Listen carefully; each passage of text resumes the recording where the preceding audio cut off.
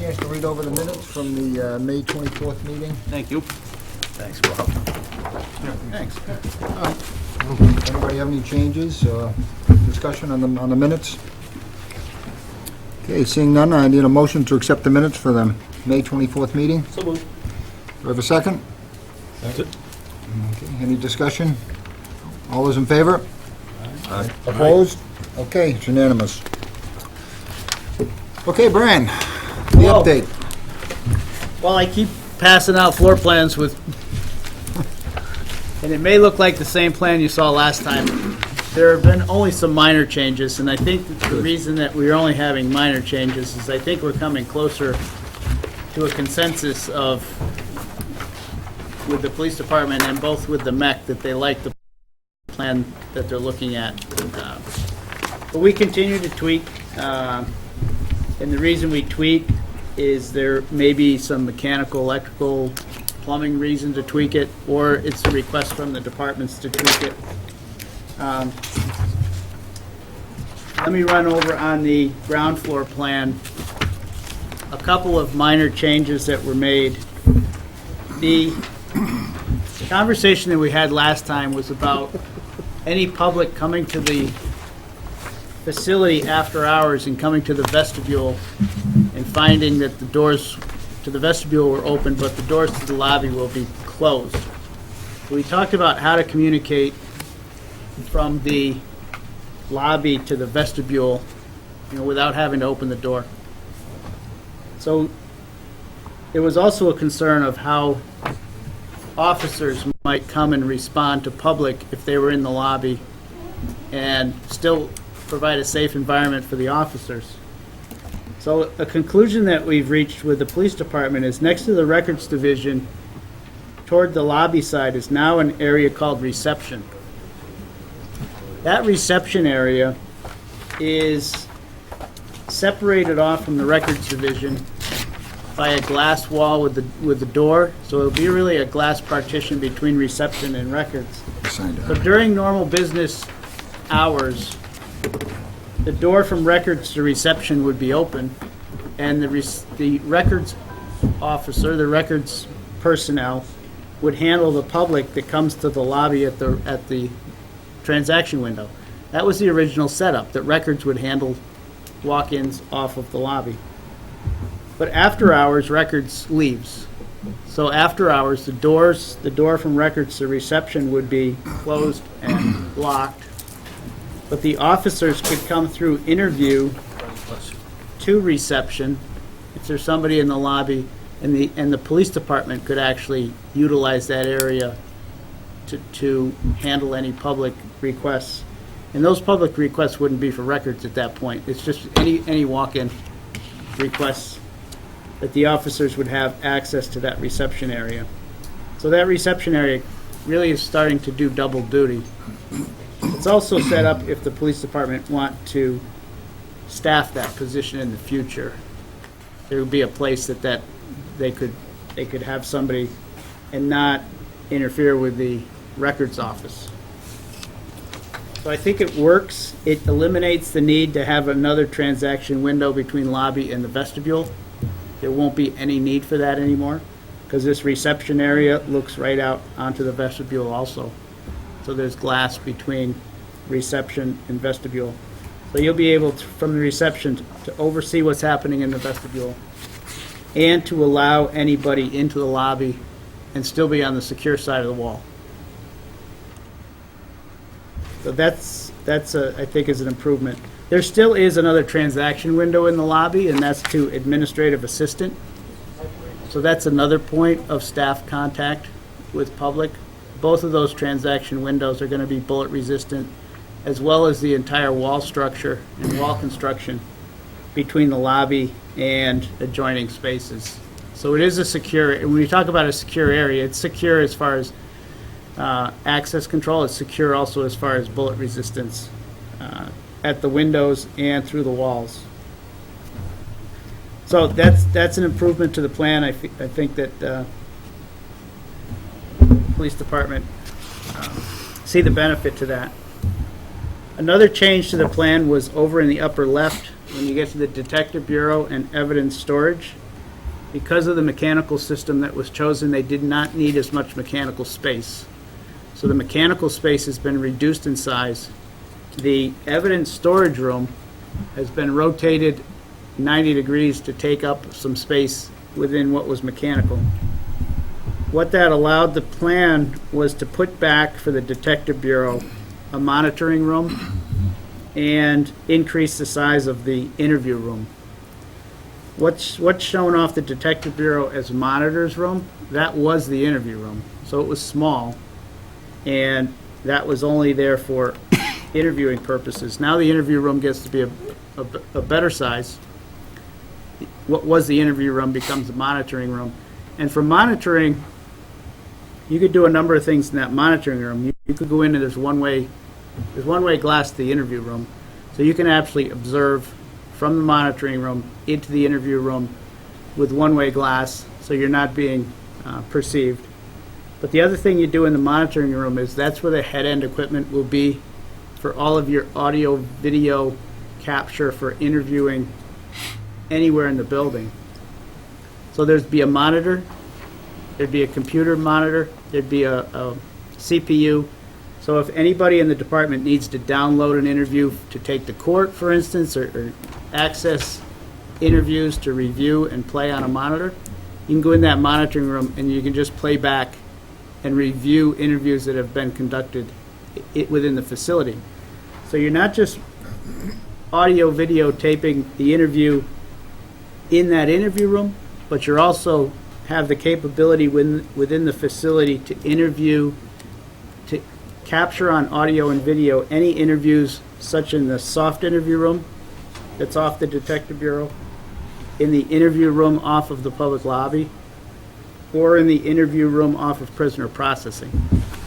So there are 4 rooms within this facility that you'll have a capability to audio and videotape interviews, and all of that can come back to that monitoring room. So that's it. That's the reason for and the purpose of the monitoring room. Moving just to the right to the women's locker room. Right, how big is the monitoring room? Because you kind of have that window centered there. Where would they put the computer equipment? That's the counter right in front of the window. Yeah, I know it. But I'm just wondering, that picturing on TV, the monitoring, that window being the full size from the counter all the way up. Yeah, it doesn't have to be that big. Does it need to be shifted to one side so you can put all the computer equipment into the corner? It could shift closer to the center of the interview room. Then the actual monitor could be to the left. That's a valid point. But the window, that monitoring window, that one-way glass, doesn't have to be big. I'm just looking at the picture and it just seems like, depending on how big the room is, it just seems like it's centered, so. Yeah, that monitoring room only is about a 6x6 room. It's not large.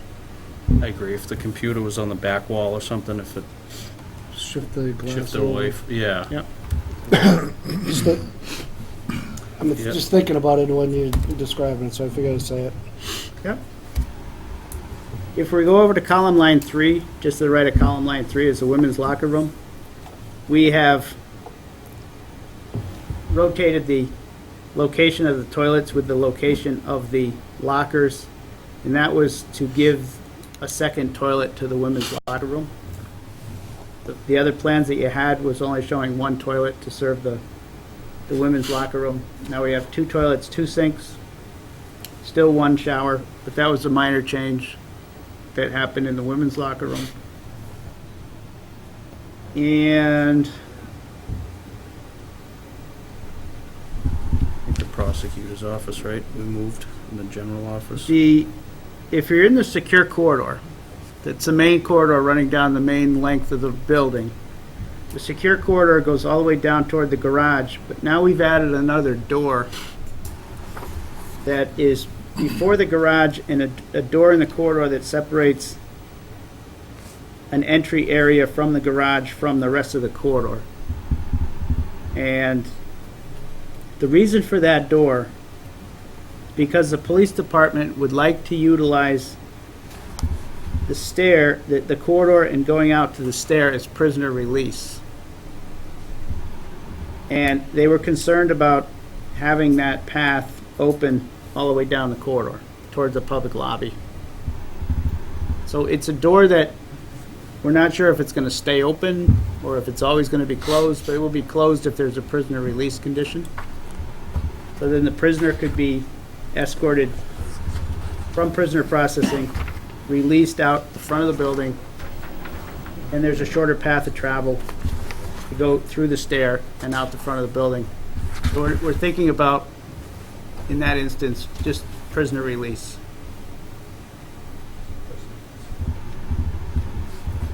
And I think you've already seen the changes we've made to the sergeant's patrol room, break room.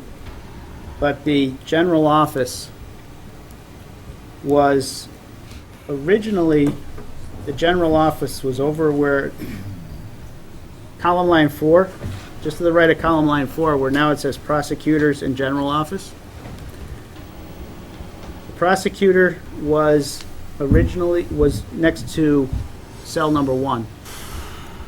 So we flip-flopped the general office, and we brought it over. The general office intent there was workstations for patrol officers. Adjacent to cell number 1, just below cell number 1, it's now called Community Resource Office. Those are general workstations now for officers. And they will be staffed based on their assignment. But that gives 4 workstations in there, which is going to be used like a general office, but they wanted to rename it as a Community Resource Office. The prosecutor's office could get smaller in size, and that's now over next to column line 4, which left us another room, which we just left to say general office. It's a single workstation office. It's not assigned to any one task. But the police department have another office that they utilize for assigning that however they need. So we have a general office for 1, and now we have a community resource office for 4.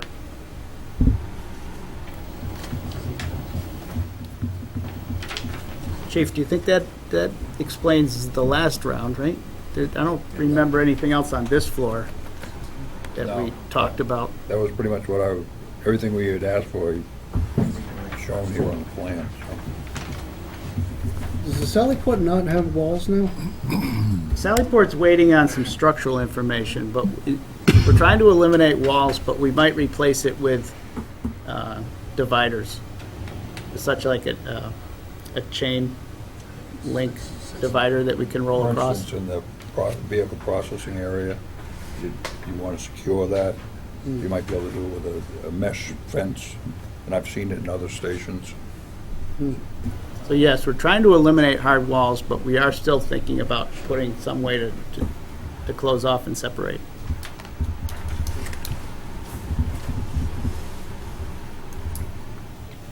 Is there any storage for general storage for HVAC filters, vapor supplies, building supplies? I see a little bit of behind the IT room up on the second floor, but that's it. Yeah, other than custodial areas, there's no, How large are those areas? there's probably just large enough in custodial to get equipment and You do have all the future space on the second floor. That, I don't know how fast that'll get built out. But I would, that, as we bounce up to the second floor, you know? So we'll go upstairs. Upstairs, we've been keeping the MEC informed of what the progress is on the downstairs. We've also been including them in conversations how the police department and some decisions on this committee are affecting the second floor. Primarily the communications equipment room, and we have located a PD communications room up there off of the communication equipment room. I don't know that the last plan you saw, but there's been a reversal of the dispatch center with the communication equipment room. In earlier plans, the communication equipment room was always to the right of the dispatch center. Now the communication equipment room is to the left of the dispatch center. And it's helped the plan in a number of ways. But we've also been able to increase the size of the PD communication room to include rack space and workstation space. So they can have a desk in addition to racks. The dotted line between PD communications and communication equipment room, that dotted dashed line is wire mesh, a wire mesh partition with a sliding gate on it, so we could open it if you wanted to go back and forth, or it's secured in place if you don't. That's why there are separate doors off the corridor into each of those spaces. I assume that they would be keyed differently, so you can have security to both areas. The MEC has requested doors to their communication equipment room, both off the dispatch center and off the corridor. So they are creating kind of a walk-through condition. It was mostly for maintenance and personnel working on the equipment, that they could go both directions and not disrupt the dispatch center. But the MEC has seen this layout. They've seen the changes that we made. And I think the only change that we haven't made, I think it still says 130-foot tower, but it's going to be higher than that. I think it's 180. It's still saying 130, but the intent there is 180. The MEC will be buying the tower. Once they decide what they're going to buy, we can have the general contractor put in the concrete for it. It's actually all through the tower contractor. The way we priced it through the grant, so that way he'll own the whole thing, structure and tower, so.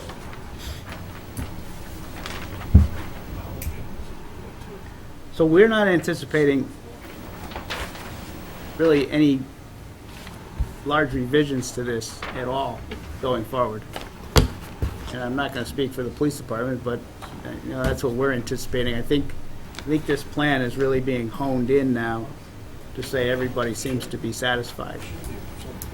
So that's the good news. Any questions on the plan before we go further? But that outlines kind of what you haven't seen since the last meeting. I got a question regarding supply rooms. I know in this building, we're always looking for closet space and different kinds of things. Have you thought about that? And I know there's something up on the second floor, but I don't see anything on the first floor.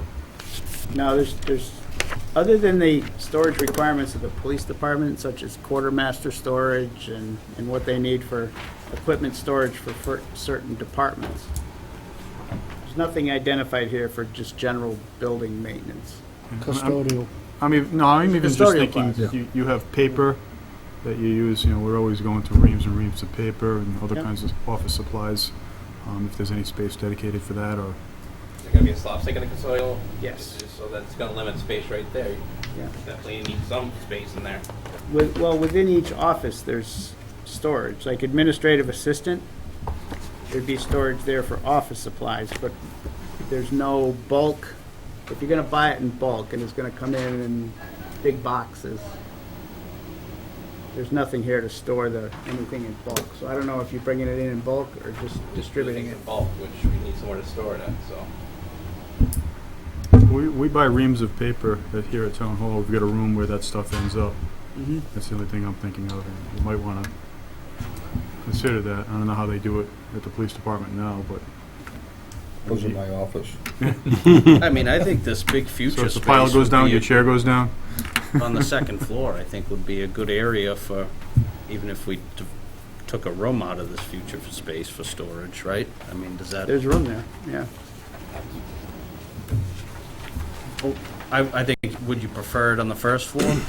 Probably, but No, as long Second. as there's, I mean, Some- at the second floor, there was more storage in the last plan. Now that's gone, it's like less than half. well, that little storage closet, that's actually that change was made by the regional committee, that small closet. That at the bottom, when we flip the communications room from the right side to the left, And, well, is there any, can we dedicate a portion of the other floor, or the other unused space? 'Cause we don't want to have a building without storage. to begin with. Office is actually here. The father is like Looks like just this. sliding. Is, what was your It's the question, is folding what? door. That's what There's- it's there's exactly one what it custodial is. It closet on the seems to first be floor. blocked by the Yep. wall. There's one It's- custodial it closet folds on the out. second floor. Is there any way we could dedicate Yeah, something right on on the the second track. floor it to folds storage out. Okay, that's what I guess. before it's designed and then? Just tell me the size room you might need. Okay. Can I think about that, you want it right now? No, I don't need it now. Yeah, I think it makes sense, right, in this future area, right? Yep. Somewhere up there, before anything else goes in there. Yeah.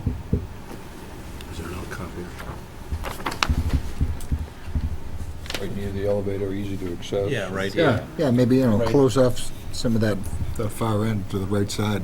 Yep. Make that dedicated for storage. I think the only space on the first floor that might not have a function would be that, what's labeled general office. Where's that? Yeah, I mean, other than, we were trying to keep some spot with, I mean, most of the reports and logs and reading roll call stuff would be in the patrol room, but if you have a guy that has an important report, we were trying to get a dedicated, quiet spot where they could go in and Oh, general shut a office. door and, But if you had to give up space for building equipment storage, you probably are not looking to do it, take them out of the garage, or, Second floor is fine, I just want to have something dedicated before. Yeah, yeah. Yeah. I think we do a 12 by 12 or a 15 by, right at the corner, Yep. you know, by this closet next to the elevator machine room. Cell number 5. Community resource office? Yeah, the deer officer, the school resource officer, and anything else, traffic officer, if you had to, they had to do specific work in there, then it gives them they're all in the same area, but they could all work out of that area, So Stevie's gonna come out of this building? theoretically. Yeah. That's the reason he's not in this, we don't have room down there. Hmm. No, just curious what it was. I mean, it looks like there's, as far as paper, it looks like there's copiers in the admin office and the patrol room. So I assume we'll have Cabinets or something. cabinets or Yeah. something that. there's storage within those rooms. Yeah, It's to where the bulk supply is located. I think that's the question. yeah, I'm just thinking like a couple cartons of paper, that, Yeah. stick them in the bottom, Right. just in the closet.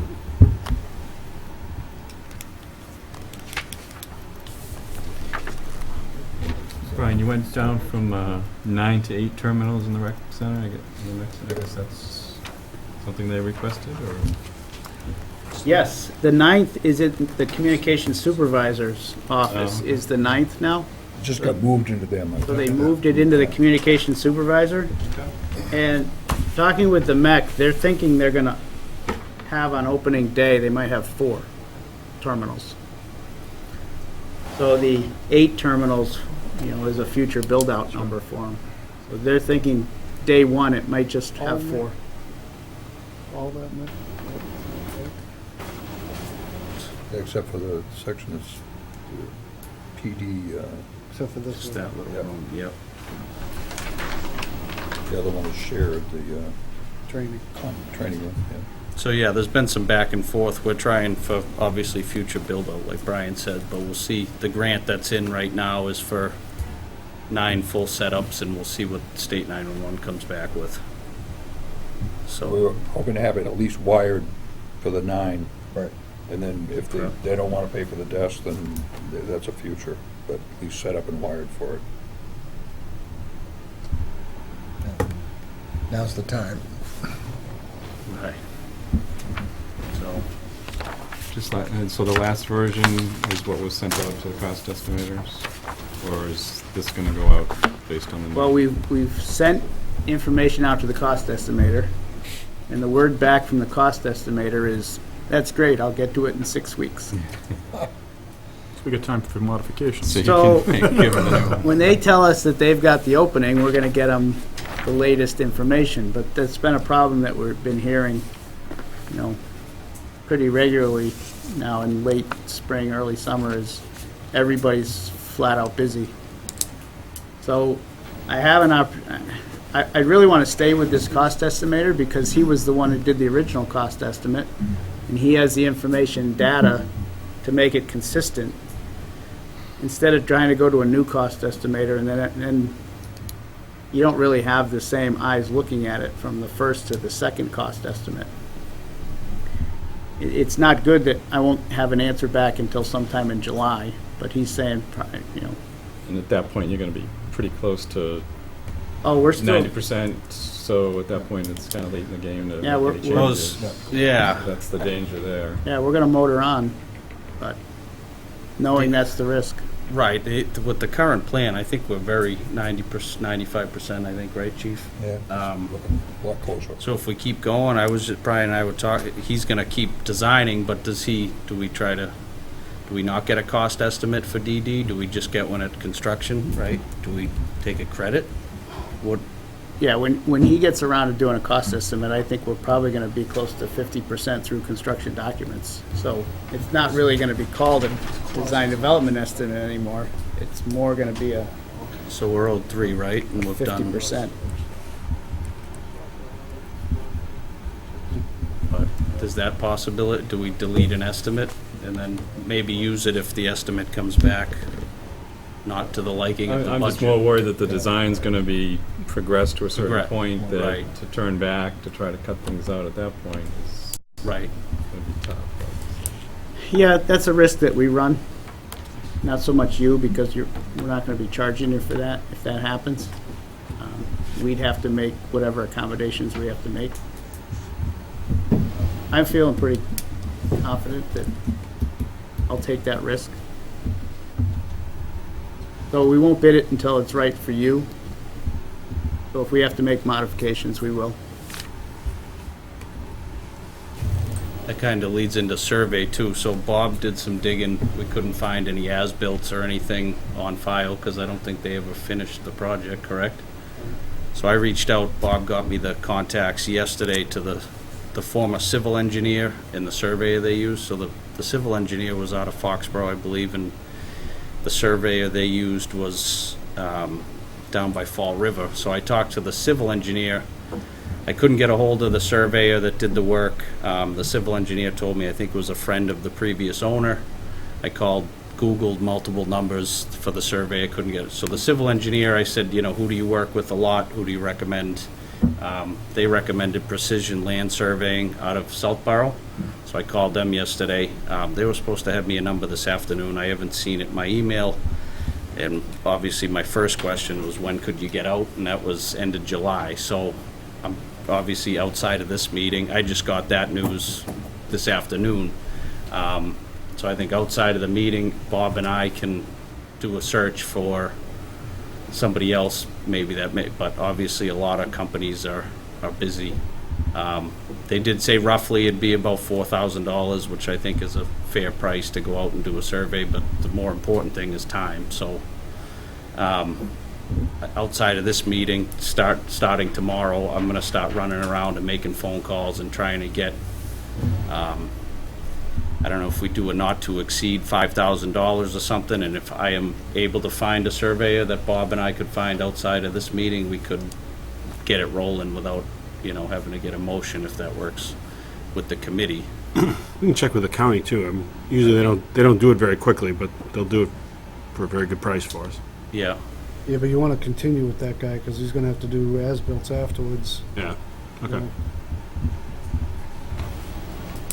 so I think outside of this meeting, if the committees wants to do a not to exceed 5,000 or something, I think is reasonable. If that works, or we can come back with the quote, but I think it's more of a timing versus money thing at this point, because his civil engineer can't. Yeah, they're kind of sitting on their hands waiting for a survey. So they can do some things, but they really can't advance the civil engineering too far. So it's, Andrew and Bob are gonna look into that? If Bob would like, I'll lead the charge and make Okay. some calls, and I'll run it by Bob. You know, I can do the homework outside of this meeting, but that was what I got. They're a good company, they'd love to do it, it's just a lot of Yeah. companies are booked at summertime, you know, so, but I think if, in terms of the committee, George, you need a motion for that? Yes. Okay, motion. motion to allow Andrew to hire a surveyor at a cost For- not to exceed Not to exceed $5,000. Yeah. Second. Any discussion? All those in favor? Aye. Opposed? Okay, it's unanimous. So I'll get on that tomorrow. And if he can do it sooner, he said he'd have a price, it may even be in my phone and my email right now, but it wasn't at the start of the meeting, so obviously I'm trying to get that as soon as possible to Brian, but I think we need to do the right things before this thing goes on the street to bid, so we're trying not to push the bid back. We want to get it as soon as we can and get shovels in the ground, but I think it's better that all the i's are dotted and t's are crossed before we put this thing on the street to bid. So if it takes a little bit longer before we get it out to bid, I don't think it's going to hurt. Right. I wanted to spend a little time explaining to you how we're going to go about furnishing and installing integrated technologies into the police department and the MEC. Integrated technology systems is a subset of the electrical scope, and it is access control, closed circuit TV, intercom systems, interview room recording systems, intercom systems. It's the low voltage installations that give the police department and the MEC security and access control. Because we've done these projects a lot, we found a good way to do it and then a not good way to do it. So I just wanted to explain what our intent is with the project and going forward.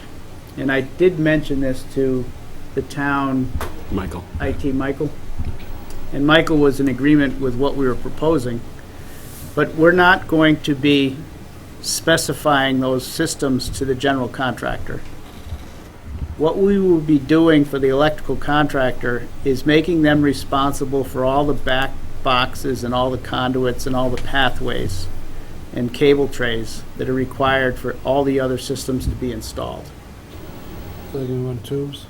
It'll be conduits, and if it's above ceiling, there won't be conduits, but there'll be conduits from back boxes up to accessible ceiling locations. So the general contractor will only be doing the infrastructure. We will be showing on our drawings the installation locations for all of these systems, but it will be on the drawings as by owner. Now that doesn't mean you have to go out and do it, but what it means is the locations are to be given for the town to go out and seek quotes off of state contracts for vendors to come in and do the installations. There are state contracts in place for integrated technology companies to do the furnish and install. And the reason that this has worked well on other projects that we have is then the police department and the MEC or the town has the ability to go out and seek the vendor that they feel is going to give them the best service, the best installation, and while it's under state contract, the pricing is fixed.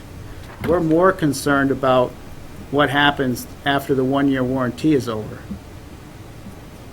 And the police department has to pick up the phone and say, I have a camera out, or I have a access control door that's not working. Can you come and give us service?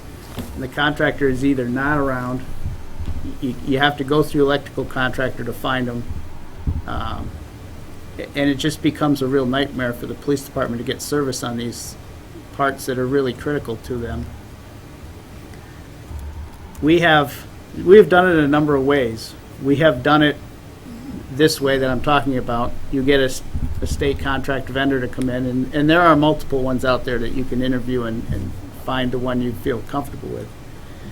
We have bid these systems as a separate filed sub-bid.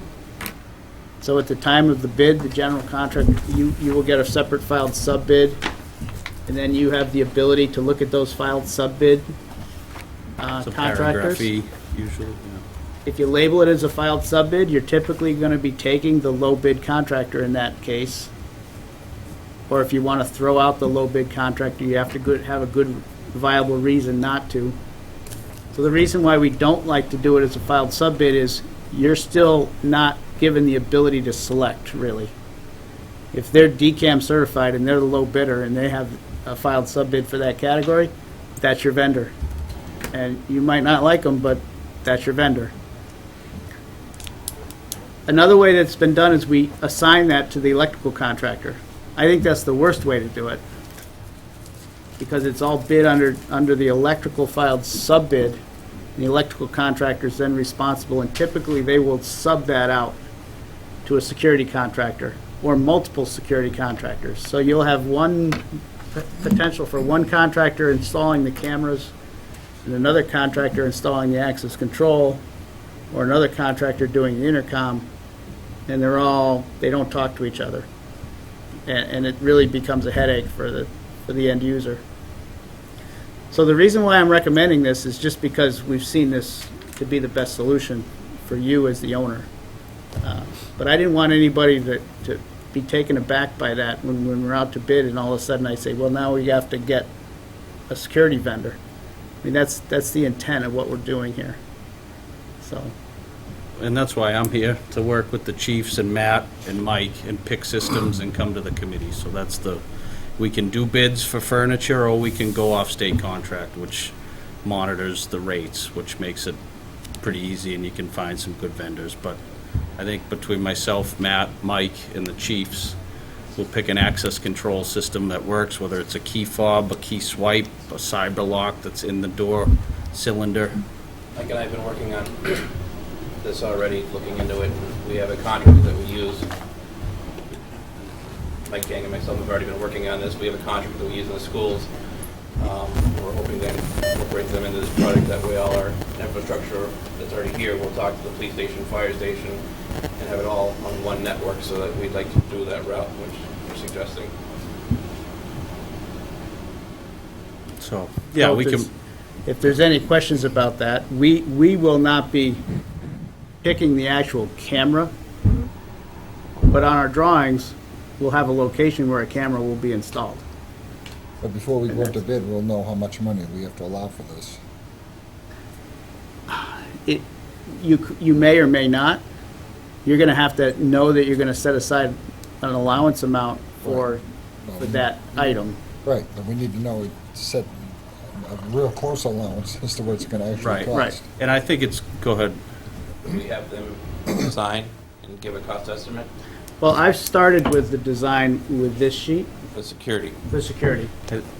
And what I'd like to do is maybe leave this with you, because on this sheet, and leave it with the police department, I've indicated on this sheet where I feel the minimum systems would want to be for access control, for which doors have access control. And I've located on this sheet where typically we would put cameras.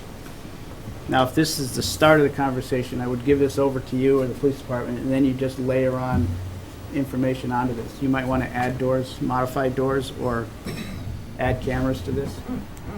So I don't know the level of surveillance you want on the inside of the building. That's really for you to determine. But it's another layer that we want to apply to our drawings. So at least, and you could show cameras thinking about future too, because the electrical contractor right now is only going to provide a junction box for it and a way to wire it. So you don't have to buy every camera on day one, but you want to be able to buy at least the minimum locations for day one. And there's interview room recording here. So these are all provisions that we're going to put on our drawings. So I want to turn these over to Mike, whoever you want to start. But that's why I brought it up. And that's why we want to start to coordinate that through the Yeah, I town. mean, that makes a lot of sense. And we can set up a meeting outside of this. This is the first Yeah. we've seen on this, but there's multitude of vendors on the state contract, and if you have a good relationship with one, I mean, it I think it's ISI, right? Or ISI. right. I worked with them on another station. And they're on state They're contract. on state Yeah. contract, they're actively doing, I think, 5 police stations right now. Yeah. And they'd like to be Yeah, and they design on this as well, from conversations we've had to incorporate what their knowledge of how it works well. They priced a lot of stuff for the regional as well, for the dark stations. So when you go into these other towns, Franklin, Plainville, and rent them, you'll be able to pick up a phone in the lobby and, or the dispatcher will be able to see the civilian on the phone, but ISI priced that work, and that's what's in for review with State 911 right now, so. Do you have a preference for data and telephone wiring, whether that be done under state contract or whether the electrical contractor just should do all the telephone and data wiring? Because that could go either way. And that's just the telephone, the jacks in the walls. We would have wiring installed from the jack back to a head-end location. It's low voltage, so it can be done under state contract. Typically, the wiring infrastructure for telephone and data is done by the electrical contractor. It's just made part of his filed sub-bid. So it's a detail, we just need to know Which which. way is more cost effective? I think it's more cost-effective for the electrical contractor. I agree too, because then we'll just have a phone vendor come in and plug in, and they can do their thing in the back room. And it's a lot easier to coordinate, because the electrical contractor can do it with his work, as opposed to saying, oh, we're closing up ceilings, and the town vendor's not here to pull phone wire. I think and they'll own testing every single wire in a certified report. They certify point-to-point, you get the report. And I think everything can Cat 6 is Yeah. can run most, and then the other thing is wall monitors and things like that, and cable, if we're gonna rough in cable to certain areas of the building. I don't know if we need to have a discussion about VoIP versus copper. Thank you. I mean, I think for the police department, we primarily stayed with copper, and we probably want to stay that way unless the technology's. Well, we did with certain lines, other lines we didn't. I mean, have you done any police stations that are? They're almost all going to VoIP right now. Yeah. And they bring some copper into the emergency operations center, just in the case of needing copper under an emergency situation. The copper seems to always work. So emergency operations center would have some straight copper to it. The dispatch center may, but everything else would be probably Cat 6 under a voice over IP telephone system. But we're just installing the cabling. Yeah. So whatever you want for cabling, you let us know, we'll specify it. The actual telephone equipment would be through the town. They're a town vendor. Same with the server equipment, data equipment. We'll provide the rack and the patch panel, but anything to populate the rack would be an owner-supplied equipment. Okay. Peter, have you got any comments on that? About the electrical? Yes. Alls I noticed on the new plan is there's no provisions for the UPS. The old plan had provisions and a location designated for it. And also possibly an electrical room on the second floor, a closet of some sort. We were In gonna Medfield, put all they did of- have a closet. We were gonna put the panels in the communication equipment room On the second floor, on the second floor. okay. So there's also gonna be backboard space on the walls. So all the electrical panels, power supplies for access control, will probably all be wall mounted within those rooms. All the UPSs will fit in that room too, because they're rather large. Yeah, Almost we the did- size of a refrigerator. We didn't forget about the UPSs. Okay. I do agree with what you said. The electrical contractor in Medfield did pull all the low voltage, and they did put provisions in for all the cameras, just pull strings through pipes down into the wall box. I think with, yeah, your question about, so RDK's moving forward on the VRF system, right, and other design, do they have a rough date on when we'll start to see some more mechanical, electrical, plumbing, or is that? They're moving quite well because they asked us yesterday for our reflected ceiling plan so they could start showing lighting. I mean, that's how far they are. What I'm requesting from them is just a narrative now that I can give over to the town that you can have to say, here's my narrative on your different systems. So I want to get you that. The lighting systems you're talking about, or for? Yeah, for all systems. Electrical, mechanical, plumbing. Oh, okay. All the MEPs. And you're pretty much going all LED, everything. We are. But fire alarm systems, anything like that, just to give you a narrative of what's planned to go in the project. It's easier for you to read it that way than trying to get a set of plans and trying to figure out what the equipment is. I think a narrative is a better way to describe it. If you have a certain fire alarm system, for instance, you want it spec'd around, we can spec it that way. We can't guarantee it, but we can spec it. A lot of towns say do whatever you can not to include a certain manufacturer. Well, we can do only as much as we can. You spec it for non-proprietary? I didn't say it. We're on camera. I mean, I didn't say it. I'll say, I think it's imperative, absolutely imperative, that the bid read that it's non-proprietary. Because if we end up with a proprietary system, we will pay money hand over fist for years to come, quote unquote. I think usually on things like that, we can do in the spec, it's gotta come before the bid, but a letter from the chief procurement officer, which is technically Jack.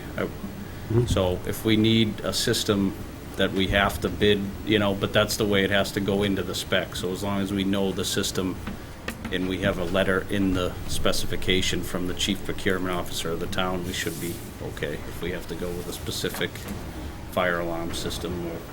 I know where you're going on that, and we get challenged with that proprietary They've been sued all twice. the time.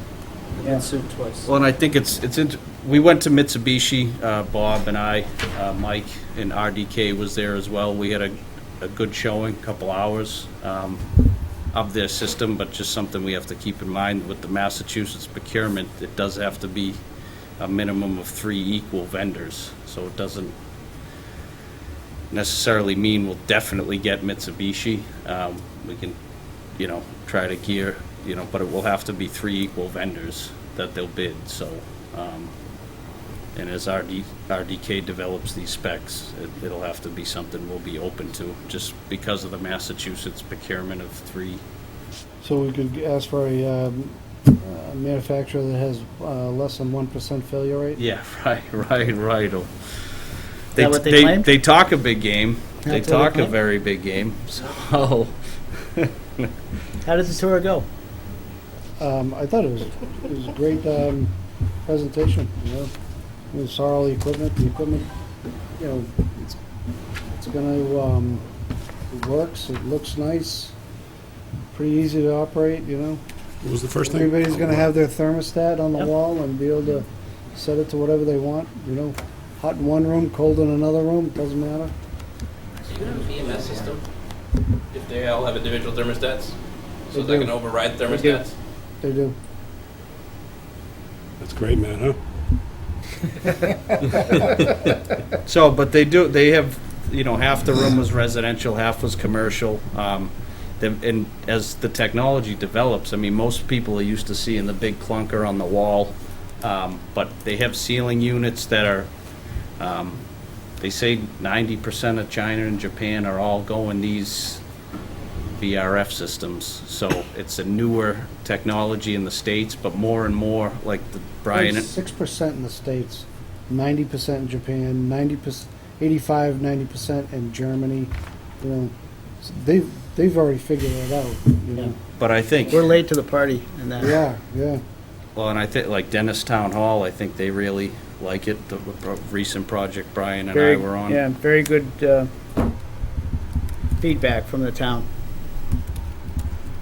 So, All right. The only other one thing on technology, Michael, there was some interest in fiber, from fiber direct from here to the police building, which would, part of the regional project is a big fiber runs to all the police and fire buildings in the 4 towns, which that's in for a budget modification. They had approved a couple $100,000 for that, and the price is a bit more, so we've asked the state if they'll approve the whole thing. But in the back of the meeting minutes, Michael went out and got a quote from a company, Contract, off the ITC 54, which is one of the state contracts.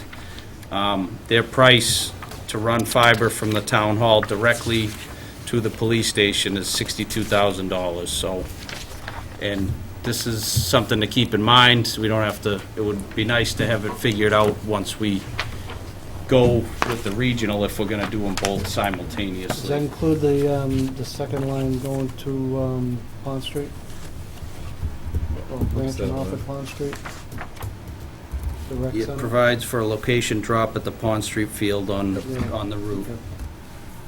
So it gets into warranties and details and stuff like that. So Michael got this quote. I don't think we have to act on it today, but if the committee, and we can do some review outside of this meeting. But that would be the plan. Hopefully, once we get the word back from State 911, if they're going to approve the full fiber runs, we can try to work with, when they run a fiber line from, what will one day be Cole's Station, the whole place,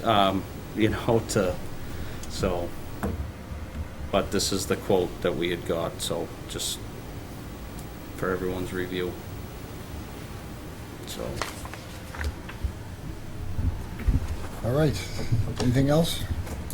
That's it for me. I guess next meeting is, I think maybe 3 weeks or 4 weeks is, So we kind of have to wait for the cost estimators for the next meeting? Yeah, I don't see a need in the next 4 weeks. I mean, Is it worth getting another price from a different company, just if we're gonna have to wait 6 weeks out? I know you don't want to, but I mean, versus not having one at all?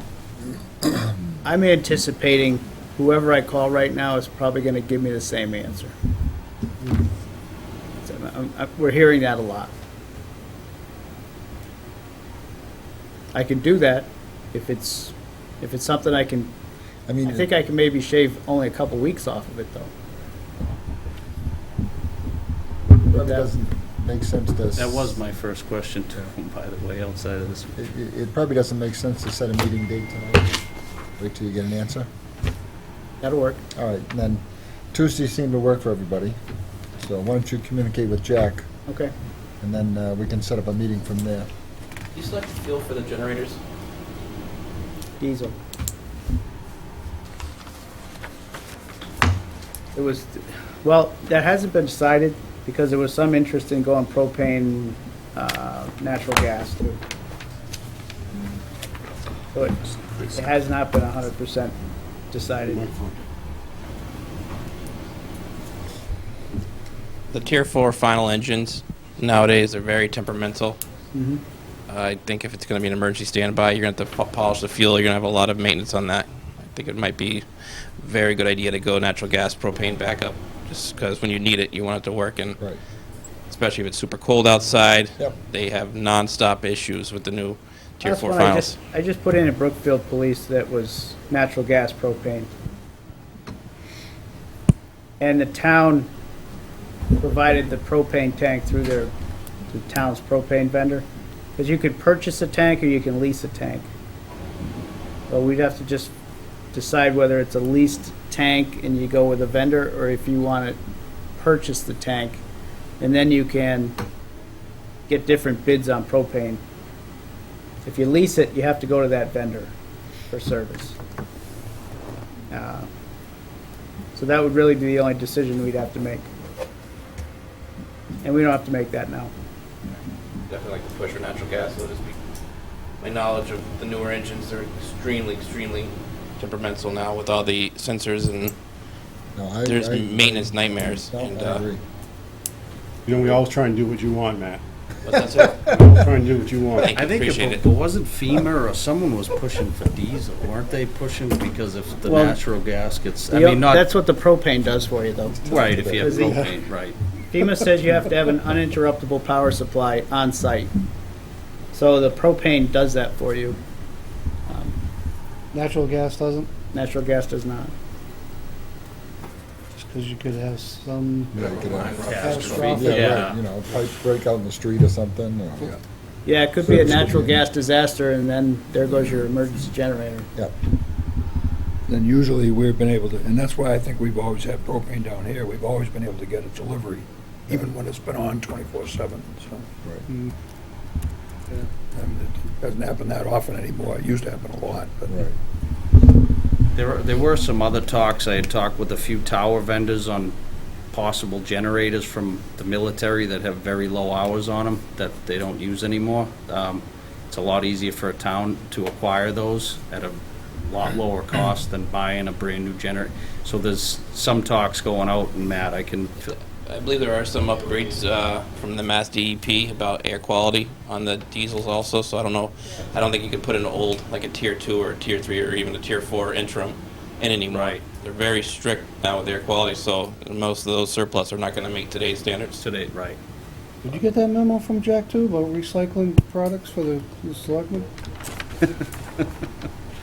Right. All right, so I guess we're done for today? I think that's it. I'll email everyone on the survey. I'll be on it to push it as fast as I can to get his engineer spinning, so but that's it. Good enough. Meeting is adjourned. We're not talking about a survey in 4 weeks. Right.